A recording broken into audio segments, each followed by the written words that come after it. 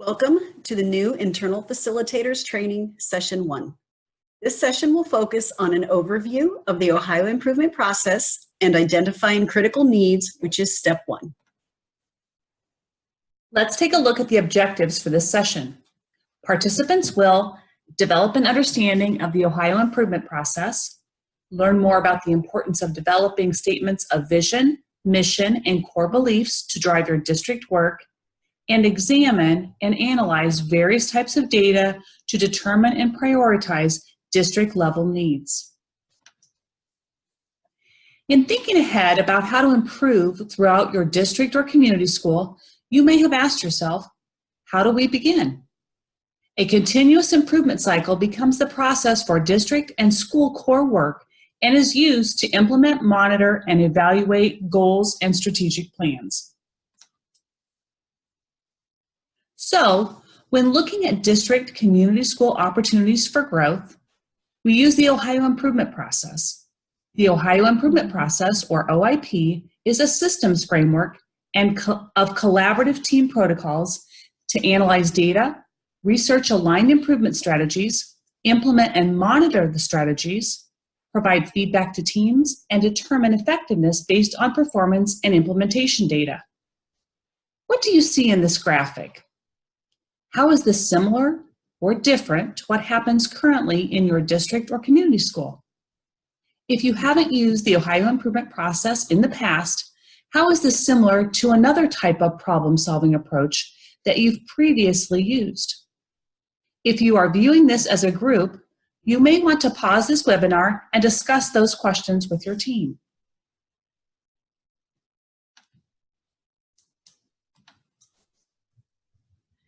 As we mentioned on the previous slide, the Ohio Improvement Process is a systems framework. The Ohio Improvement Process, or OIP, gives districts and community schools a template through which focused and intentional action can take place across all levels of the system. It brings educators together through collaborative team structures to learn from each other, and it facilitates communication and decision-making between and across all levels of the system, including district, central office, school, grade levels, content areas, and classrooms. The team structures at the core of the Ohio Improvement Process form peer-to-peer networks, giving more people a voice and allowing for the inclusion of multiple perspectives in guiding each district's journey toward organizational learning and continuous improvement. Shown on the screen is a graphic representing the Ohio Improvement Process. Notice at the center of the framework is supporting implementation. If we are not supporting implementation throughout the process, the system will not function at the highest level. Therefore, supporting implementation has a role in each phase of the process. To build upon this foundation, there are 3 key elements that must work together to ensure the success of the process. Districts and buildings must establish and align core beliefs, build collaborative teams, and identify members and responsibilities of these teams. Successful outcomes occur when leaders at all levels ensure that there is effective innovation, full implementation, and a supportive climate throughout the process. Without these, successful outcomes are unlikely or at best inconsistent. To get started, today's focus will be on establishing and aligning core beliefs. Let's take a closer look at establishing and aligning core beliefs. Let's look at the importance of developing a clear vision, mission, and core beliefs in an organization. When you think about successful organizations, they have clearly identified their statements of vision, mission, and core beliefs. As districts develop their vision, mission, and core beliefs, they should be clear, concise, and convey the purpose, direction, and driving forces of the education system. They communicate to students, parents, staff, and community members what drives the organization. Districts must develop and implement continuous improvement processes aligned with the vision, mission, and core beliefs of the district and its schools. As we look at the graphic on the screen, Let's start with the core beliefs or values, principles that support the vision which your district may have already identified. Then we move on to the mission, which is what you do. And then we look at the vision, which is what you aspire to become. Some districts start with the vision and work down. Others identify the core beliefs and work up. If your district has already developed the vision, mission, and core beliefs, you may want to review and/or revise these statements before proceeding.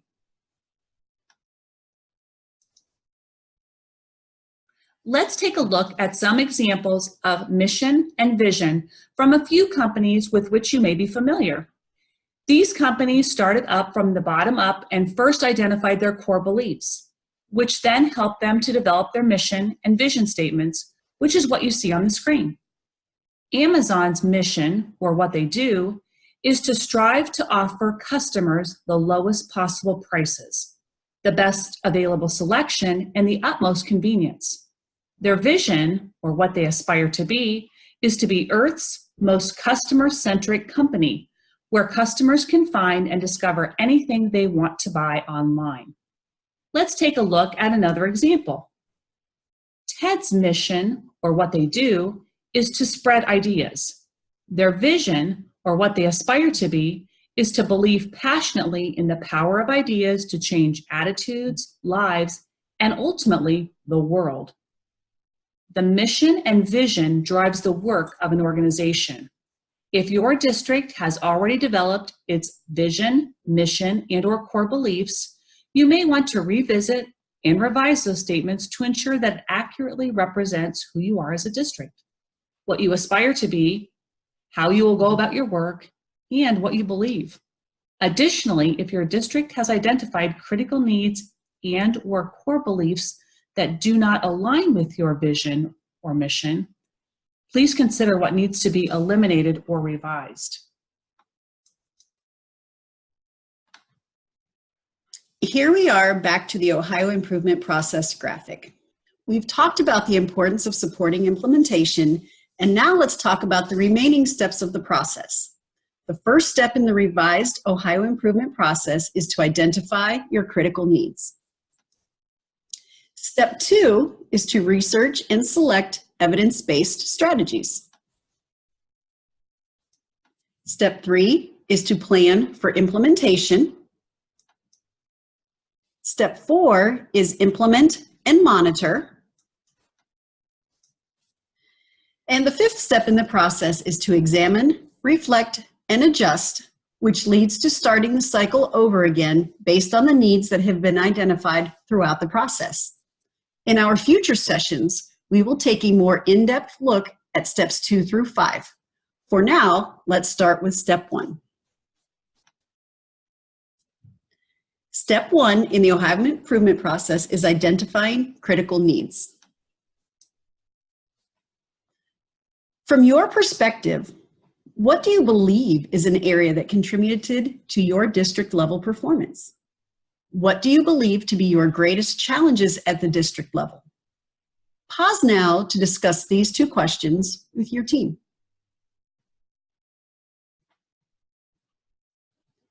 As you move forward, it is critical to have an open mind and allow the data to inform your work. Do you have a critical friend at the district level to help guide your thinking? Throughout this series, you will have an opportunity to participate in a peer-to-peer network to provide you with a critical friend that you may need. On slide 4, we discuss the importance of the continuous improvement cycle, which guides the work at the district, school, and teacher team levels. Effective teaming structures are imperative for this work as you move forward. Today's session will focus primarily on the district level perspective. As you are working through this framework, you will be utilizing various teams throughout your district and may consider different types of data at each level. Upcoming sessions will address the building leadership teams and the teacher-based teams more in depth. Let's take a look at the role of the district leadership team, or DLT, which includes stakeholders from across the district, schools, and community. The DLT, or district leadership team, starts by conducting a comprehensive needs assessment for the district, which includes identifying data to be collected and organized, analyzing data from the district perspective, identifying root causes of problems, prioritizing the district's critical needs, and continuing this process throughout the year. The district leadership team also ensures stakeholders' understanding and participation and establishes a communication loop with the building leadership team. If you are joining us via webinar, you may wish to go to www.education.ohio.gov and search Step 1, Identify Critical Needs, to access information that is being presented in this webinar. At this point, please pause the webinar and review the Identify Critical Needs information with your team members. As mentioned under the role of the district leadership team, the first action is to conduct a comprehensive needs assessment for the district, which consists of identifying critical needs by collecting and analyzing data. If you have not already completed the decision framework, or DF, you may wish to do this now, as it can help start the process. Other data to consider or include in this process may include ongoing student performance, adult implementation, organizational, school climate and culture, and community and family stakeholder data. Remember, protocols, inventories, and surveys can be used to ensure impartial and non-judgmental decision-making. Let's look a little closer at the different types of data you'll be looking at from the district perspective. Identifying critical needs begins with collecting and analyzing data, which encourages impartial, non-judgmental decision-making. With analysis of reliable data, teams can pinpoint their greatest concerns. The types of data looked at and analyzed will be different based on the team level. Let's consider this from the lens of the district. Why should we analyze adult and student data? How adults implement instructional practices directly affects student performance. Collecting student data without corresponding adult data limits a team to only part of a picture. Teams can measure this cause and effect relationship in many ways. Listed on the screen are some examples of adult and student data that could be considered. Stop and think about what data you already have available in your district. Do you have any data other than what is listed on this slide? If you are watching this webinar, now is a great time to pause and discuss various types of data available in your district to consider.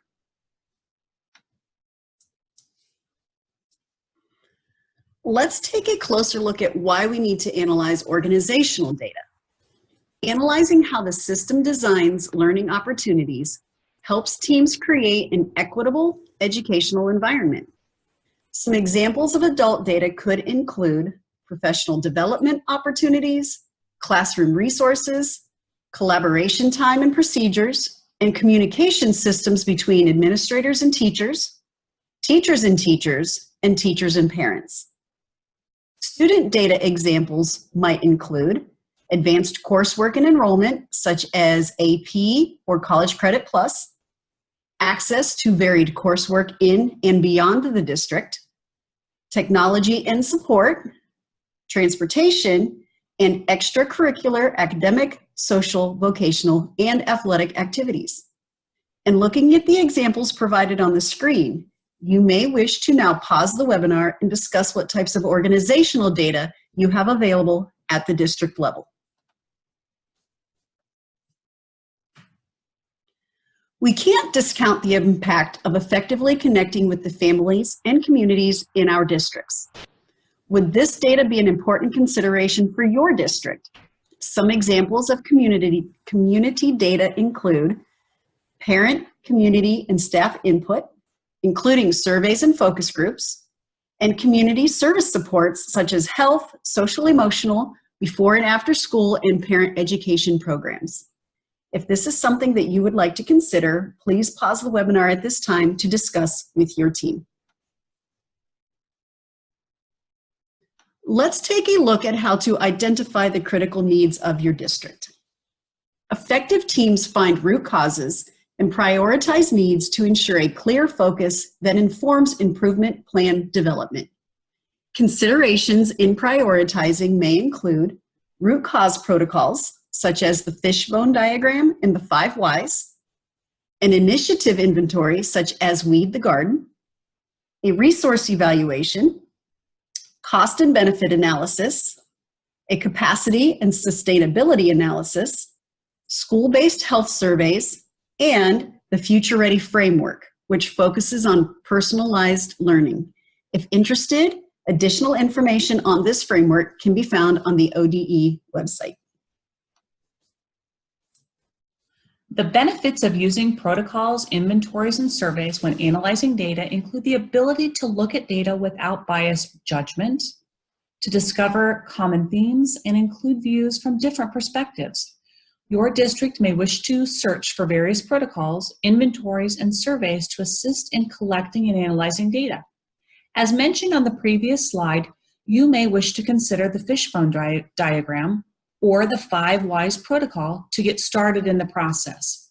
There are a number of protocols that you may wish to use, some of which can be found on the National School Reform Faculty website or the School Reform Initiative website. As your team begins to work through data analyzation and district priorities, consider the following questions. What are some short and long-term goals for our district? Are any of our goals a priority? How many goals should we choose?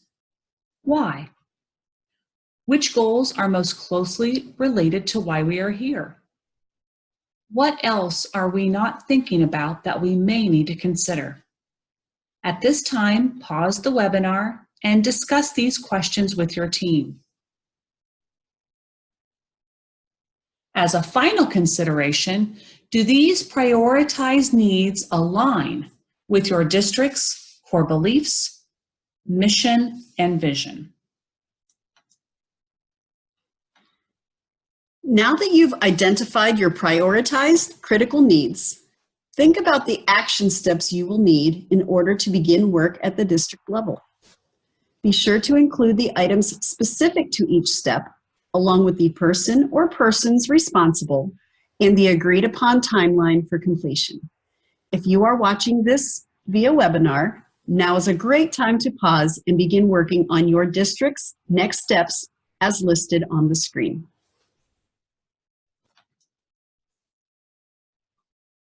Thank you for viewing our webinar today.